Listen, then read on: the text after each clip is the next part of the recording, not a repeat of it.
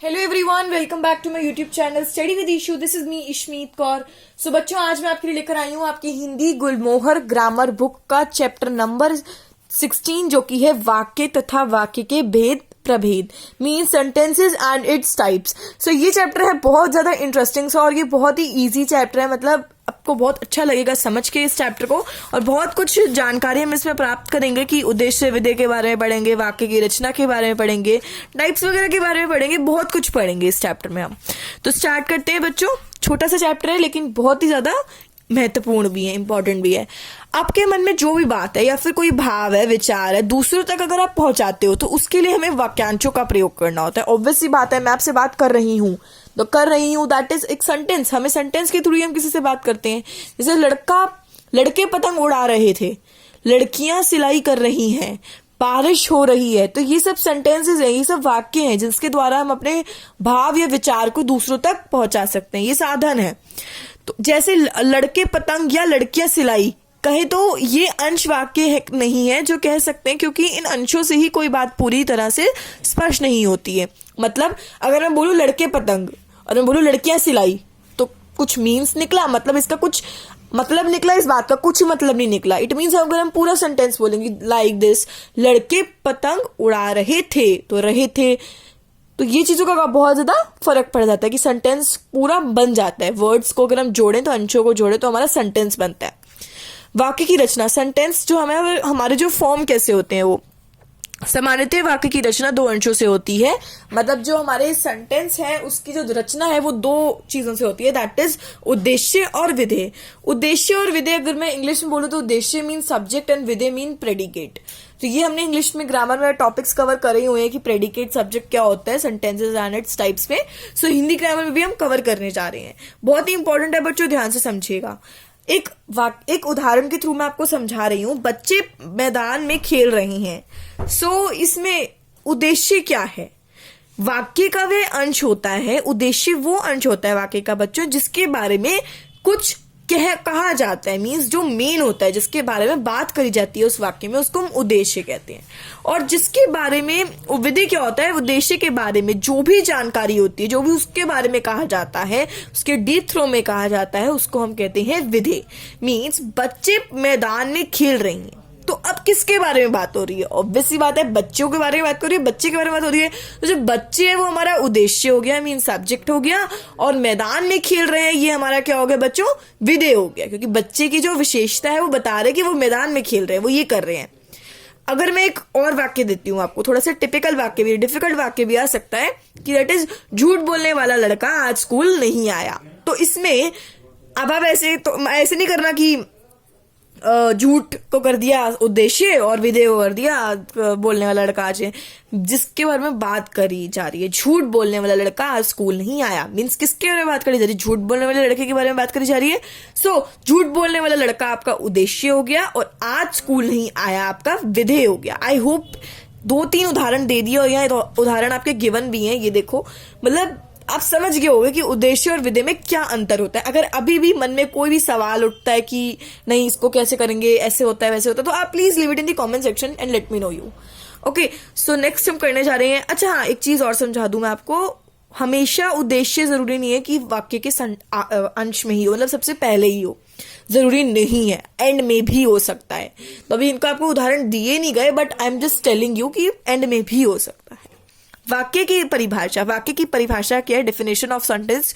उद्देश्य तथा विधेय के युक्त भाषा की वह इकाई है, वो एक ऐसी इकाई है जो किसी भाव या विचार को पूरी तरह से व्यक्त कर सकती है। मतलब वाक्य एक ऐसी इकाई है उद्देश्य और विधेय की हेल्प से, मतलब हम व्यक्त कर सकते हैं, अपनी बात को दूसरों तक पहुंचा सकते हैं। मैंने आपको पहले बता दिया था, साधन है वो।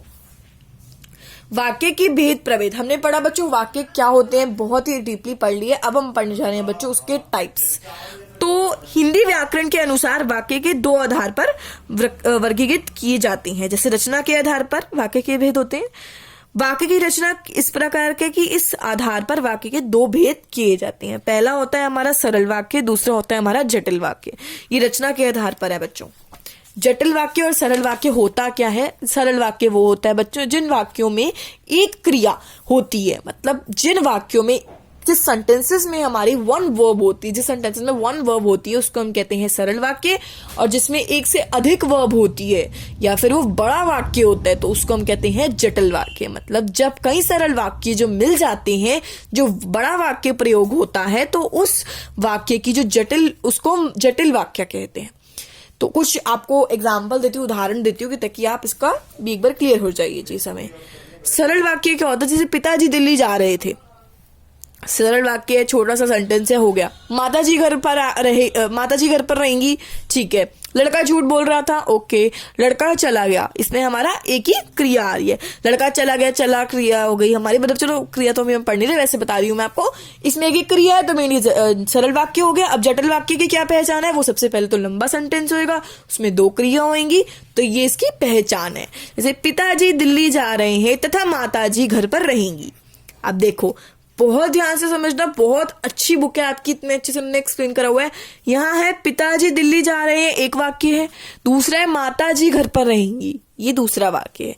अब जटिल वाक्य में उन्होंने इसको ज्वाइन कर दिया, मीन्स पिताजी दिल्ली जा रहे हैं तथा माताजी घर पर रहेंगी। और तथा वर्ड से, तथा मीन्स हमारा कंजंक्शन होता है, हमने पढ़े हैं वो विस्मयबोधक वगैरह वो सब वर्ड्स हमने पढ़े हुए हैं, तो ये कंजंक्शन होता है तथा वर्ड। तो मेरे कहने का मतलब है कि दो सेंटेंसेस जब ज्वाइन होते हैं उसको हम जटिल वाक्य कहलाते हैं। दो क्रिया होती है, मतलब माता रहेंगी भी क्रिया है और जा रही है भी क्रिया है, दो क्रिया हो गई। तो इसी तरह से आप अपना सेकंड सेंटेंस भी पढ़िएगा, बहुत ईजी है, ये भी सही है जो कह रहे हैं वो, ठीक है। उपवाक्य क्या होता है बच्चों, उपवाक्य तथा सरल वाक्य में कोई भी मौलिक अंतर, मतलब कोई भी ज्यादा डिफरेंस नहीं होता है सरल वाक्य में और उपवाक्य में, सेम ही होते हैं। जटिल वाक्य में आ जाने के बाद सरल वाक्य की उपवाक्य कहलाते हैं, मतलब जटिल वाक्य में अगर उपवाक्य आगे तो वो भी उपवाक्य ही कहलाते हैं। उपवाक्य के कुछ भेद प्रभेद भी होते हैं, जैसे ऊपर के जटिल वाक्यों में तथा के उपवाक्यों पर ध्यान दीजिए, हमने तथा वर्ड पढ़ा था ना, के दोनों ही उपवाक्य पिताजी दिल्ली जा रहे हैं तथा माताजी घर पर रहेंगी, इस तरह से जुड़े हैं।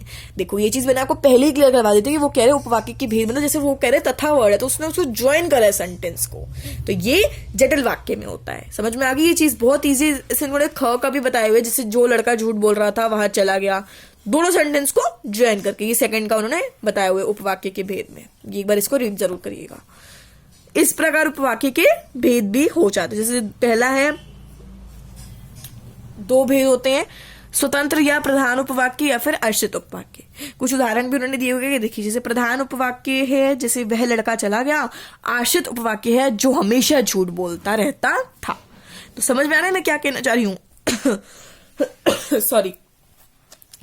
माताजी ने कहा था कि वह आज कीर्तन में नहीं आ सकेगी, तो माताजी ने कहा था, ये तो हमारा हो गया प्रधान, पहला हो गया। आश्रित मतलब सेकंड बात जो कही जा रही कि वह आज कीर्तन में नहीं आ पाएगी।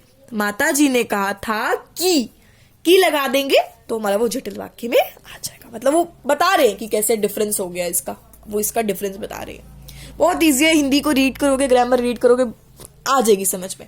बट ये है practice makes an man wiser, तो कभी भी हिंदी ग्रामर ले लो, इंग्लिश ग्रामर ले लो, डेली नियम बना लो, इट्स योर मतलब रूल बना लो अपना कि आपको डेली थोड़ा सा करना ही करना है प्रैक्टिस, हिंदी ग्रामर या फिर इंग्लिश ग्रामर, मतलब एक एक टॉपिक करना ही करना है। जो मैं वीडियोस बनाती हूँ जस्ट उसको एक बार रिपीट देखा करो, समझा करो अच्छे से, ये नहीं कि वीडियो देख ली तो दैट्स इट हो गया, नहीं।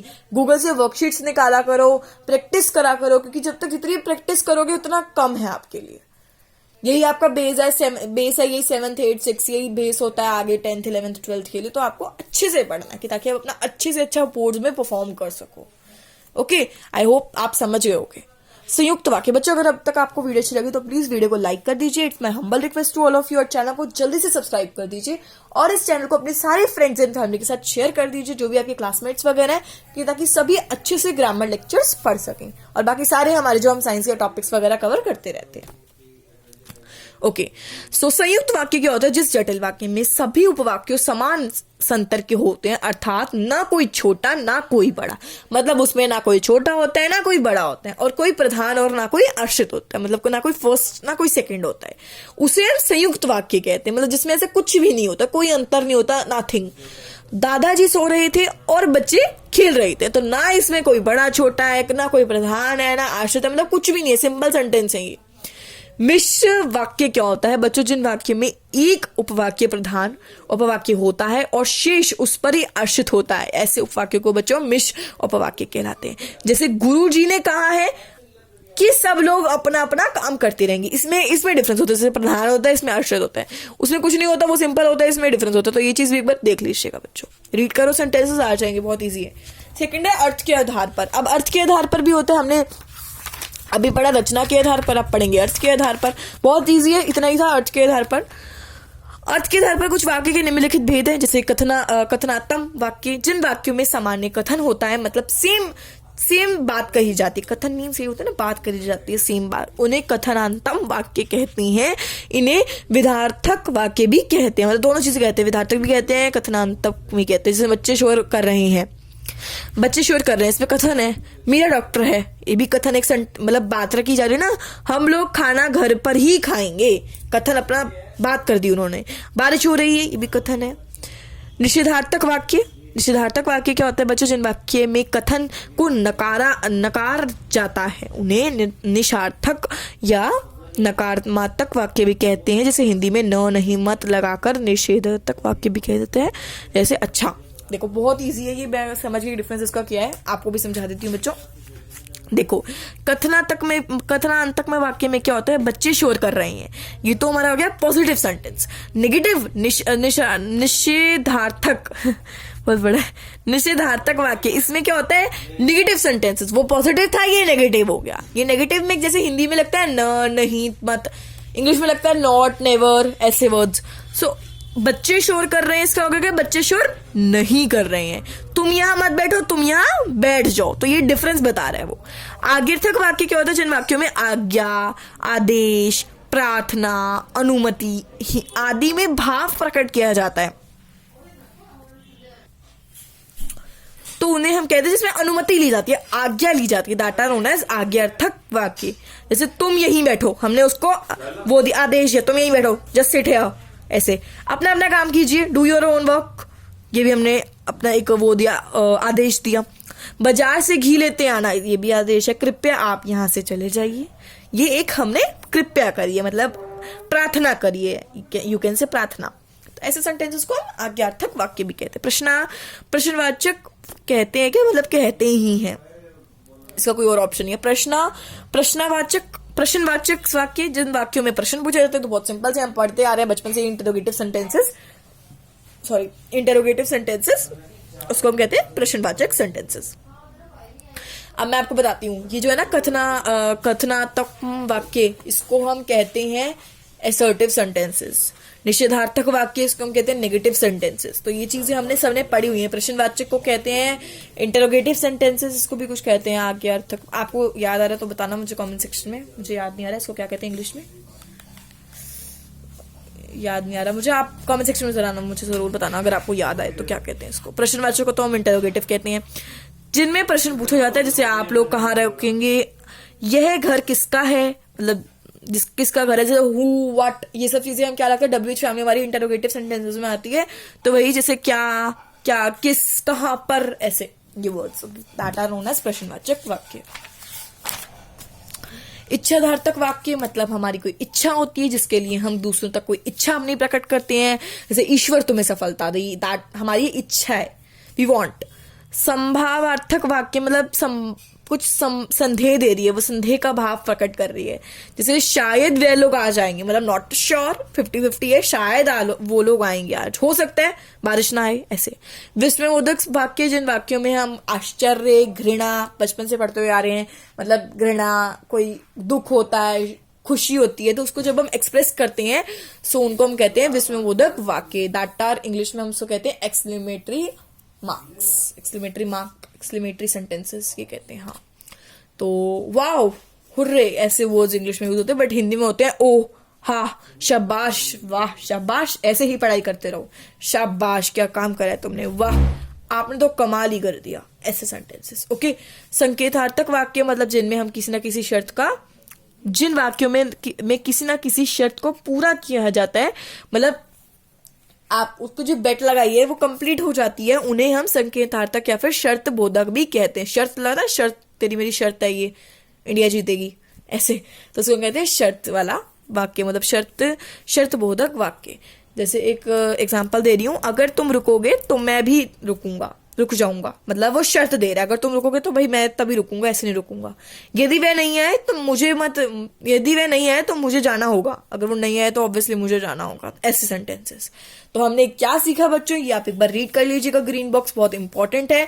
और जिसकी एक्सरसाइज है, मुझे कोई प्रॉब्लम नहीं है, मैंने करी हुई एक्सरसाइज मुझे दिखाने में कोई प्रॉब्लम नहीं है, बट आई वॉन्ट कि आप बच्चों खुद करो। लेकिन हाँ, आपको लगता है कि नहीं हो रही एक्सरसाइज, डाउट आ रहे हैं, तो please live it in the comment section and let me know you guys.